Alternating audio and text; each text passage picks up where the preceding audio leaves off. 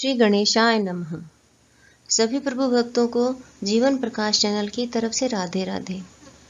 आज हम वैशाख मास महात्म्य का 16वां अध्याय करेंगे।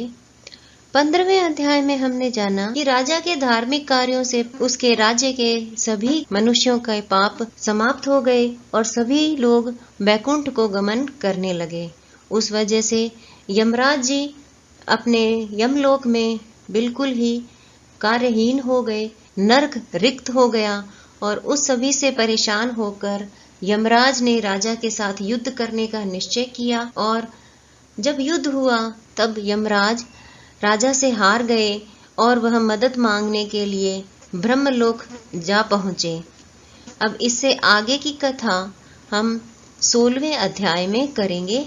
तो चलिए शुरू करते हैं वैशाख मास महात्म्य का 16वां अध्याय। यम सत्यता पूर्वक कहने लगा कि ब्राह्मण मेरा स्वरनाश हो गया। जिसका पद खंडन हो जाए उसका जीवन ही वृथा है। स्वामी सेवक को जिस कार्य पर नियुक्त करे और वह उस कार्य को न कर सके तथा स्वामी का धन खाता रहे तो वह काठ का कीड़ा बनता है। अब मैं आपका कार्य नहीं कर सकता क्योंकि राजा कीर्तिमान ने यह सब कर्म नष्ट कर दिया है। इस राजा के भय से समुद्र तक सब प्रजा वैशाख मास के कर्तव्य धर्म का पालन करती है और अन्य धर्म के कार्य, पितरों का श्राद्ध, अग्निष्टोम, होमादि यज्ञ, तीर्थ यात्रा तथा विविध दूसरे शुभ कार्य छोड़ दिए हैं। योग, सांख्य, प्राणायाम करना, होम, स्वाध्याय सब कुछ छोड़कर अन्य प्रकार पाप करके भी वैशाख मास में किए धर्मों के प्रभाव से वैकुंठ को चले जाते हैं। जो कोई शुभ कार्य करता है वही इसका शुभ फल भोगता है, परंतु वैशाख धर्म से उनके सिवाय तीनों कुलों की अर्थात 26 पीढ़ी का वैकुंठ वास हो गया है।